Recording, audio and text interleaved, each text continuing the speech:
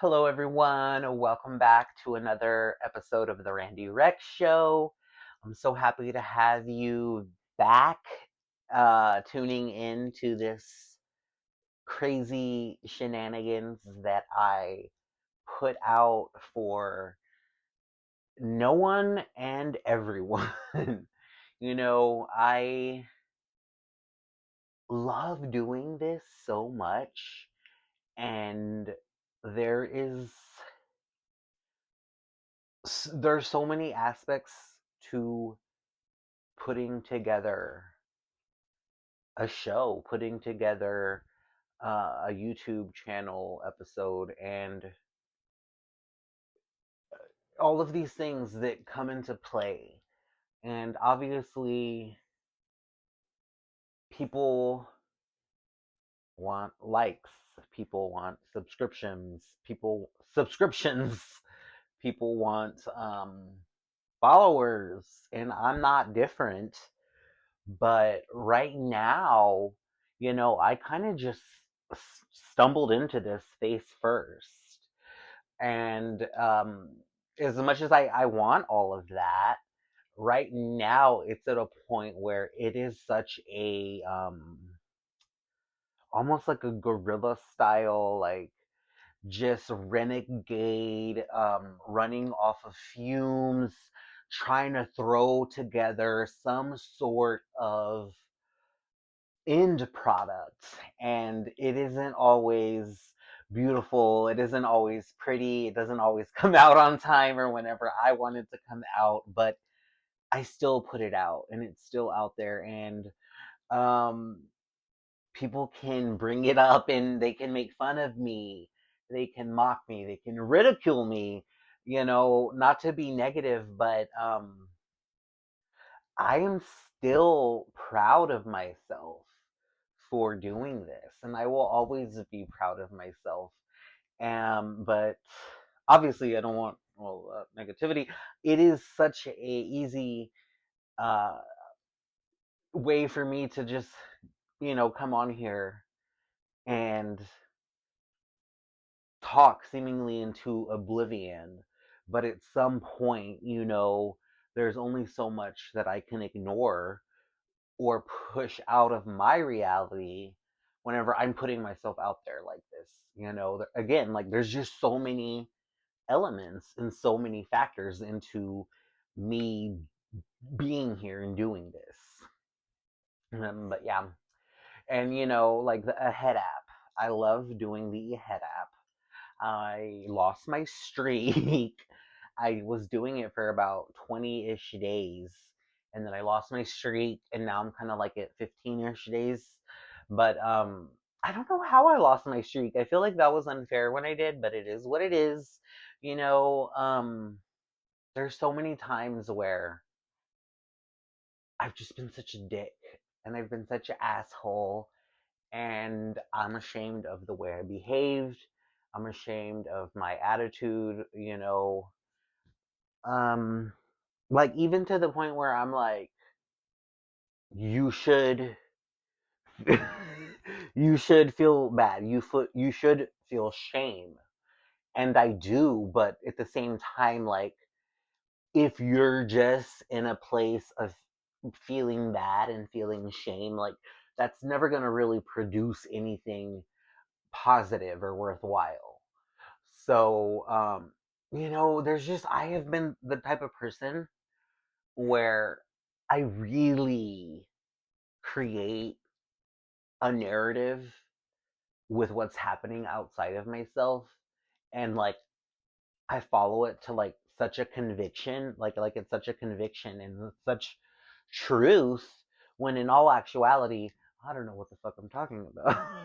I'm just like, my brain is just making all of this shit up based off of my insecurities.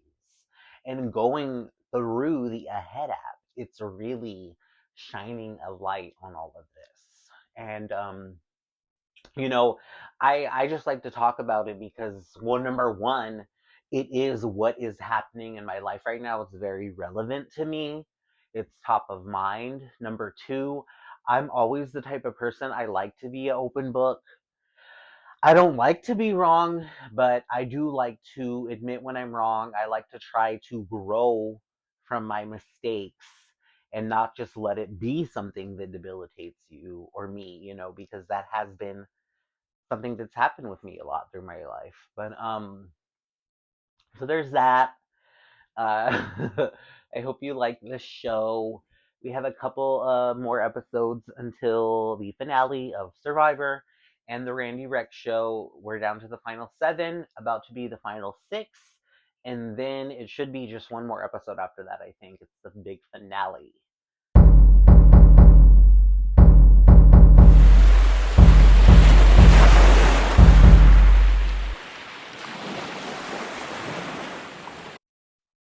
My enemies are plotting on me.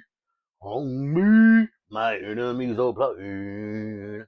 On me, on me, my enemies are plotting.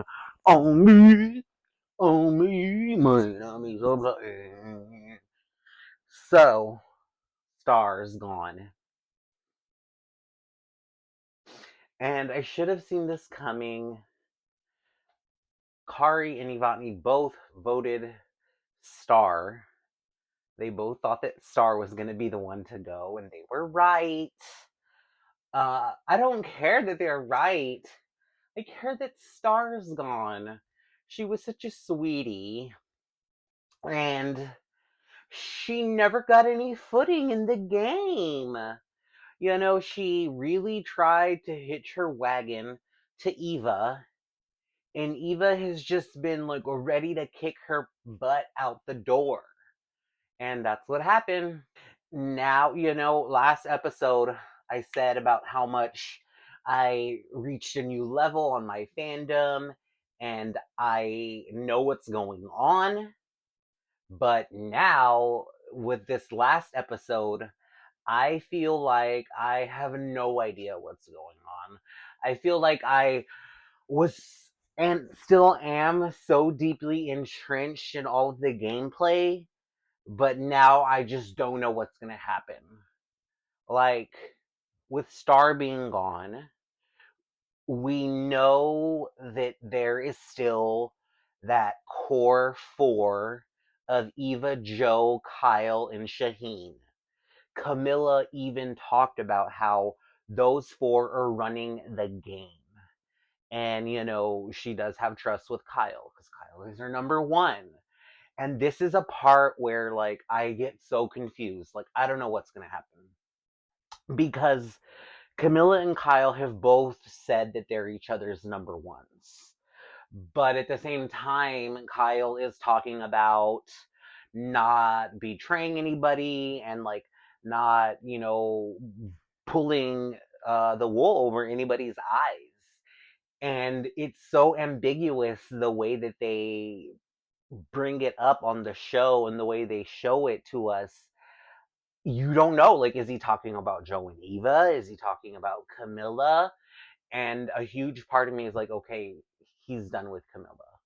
But, rewatching the episode, I kind of am going the other way. And it's just like, I don't know which way to go. Because they can still do it. Kyle and Camilla can partner up with Mary and Mitch and go against the 3 of Shaheen, Joe, and Eva. But the big chink in all of this is that Eva has a safety without power and an idol. So, her and Joe have been winning immunities like crazy. So it's like, let's say Joe wins this immunity, she does a safety without power, bam, they're both in the final 6. Even if none of them win immunity, let's say she does a safety without power, gives Joe her immunity, bam, they're in the final 6. And I know that's just the final 6, but I don't know. It's crazy because then there's this other thing where people are talking about how Joe and Eva are talking about, like, oh, I'm not worried about the next couple of votes. These next couple of votes are going to be easy, yada, yada, yada. We're going to pick them off one by one.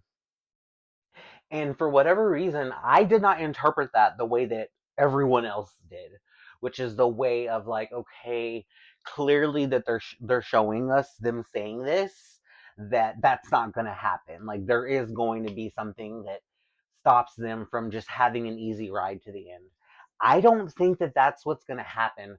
Maybe I'm too much of a pessimist, but I don't think I am. I am. I think I'm just kind of just trying to hedge my bets. Like I really don't know, again, how I started talking about Survivor. I don't know where this is going to go because Joe could win immunity. Eva can win immunity.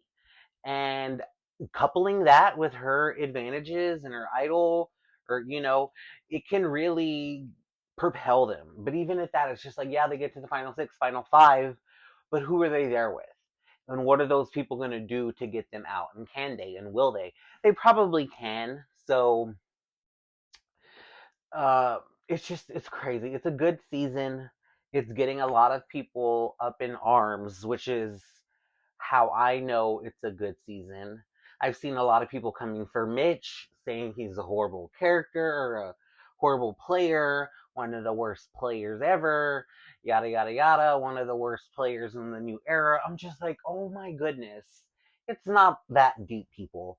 Like, not for nothing, but even with the hour and a half episode we get every week, we're still only getting so much of what's going on the island. And they're there 24 hours a day, 7 days a week. He's already made it to the final seven. He's doing something right to have gotten this far. And like I said earlier, he may be able to harpoon the whale in the alliance of Eva, Joe, and Shaheen. And maybe he can get to the final three. Maybe he can argue his way to a win.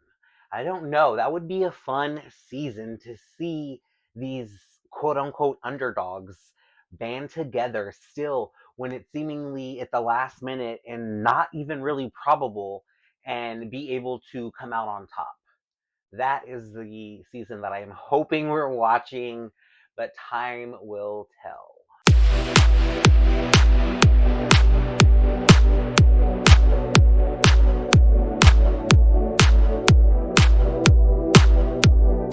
So before I say bye, I just wanted to touch a little bit on some of the other things going on in the entertainment world, where obviously the Thunderbolts is out. I've seen it only twice thus far, but it is Monday night and it came out Thursday this past week. So I'm probably going to see it again at least one more time this week. If not, at least two more times, like one more time this week and one more time later this month. But I just think it's so crazy. Like I love the movie. I will always love the movie, but like the way now, like how they're doing the changing the title, that's crazy. Like what if people get spoiled like that? Like yeah, I get it. It's been 1, 2, 3, 4 days since the movie came out, but I think a lot of people, like someone even made a comment to me today about, oh wow, like they really gave us a deadline. Like we got to go see this movie within 48 hours or we're getting spoiled. And yeah, I just hope every other fan or any fan out there that hasn't seen it yet remains unspoiled and goes and sees it. Like I'm not even gonna talk about the big reveal. Well, like I guess I will. I mean, I'm talking about it. I wasn't gonna say it, but this whole time the movie has been called Thunderbolts with the asterisk, and now it's revealed like this team is not just the Thunderbolts, they're the new Avengers. And they've had the reveal with Florence Pugh at the premiere. So obviously this has been out since today. That's kind of crazy now that I think about it. There's the post with Sebastian Stan updating a bus stop, it looks like, or some sort of advertisement. Either way, the movie's great. I love it. It's just crazy to think that this was an Avengers movie, a new Avengers movie, but still an Avengers movie. Yeah. So anyway, I hope you guys enjoy whatever you enjoy, and you don't let it hurt yourself or anybody else.